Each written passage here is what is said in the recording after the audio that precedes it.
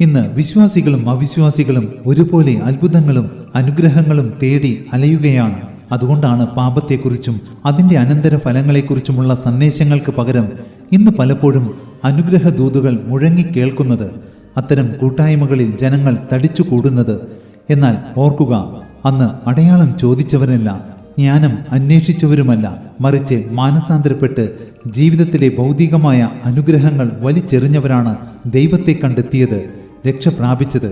അതെ, അത്ഭുതങ്ങളും അടയാളങ്ങളും ജ്ഞാനവും അന്വേഷിച്ചലയുന്നതിനിടയിൽ ദൈവത്തെ അനുഭവിച്ചറിയുന്നതിൽ നമ്മൾ പരാജയപ്പെടുകയാണെങ്കിൽ ക്രിസ്തു അരുളി ചെയ്തതുപോലെ നമ്മളും അടയാളം അന്വേഷിക്കുന്ന ദുഷിച്ചതും അവിശ്വസ്തവുമായ തലമുറയിൽ ഉൾപ്പെട്ടവരായി തീരുകയില്ലേ?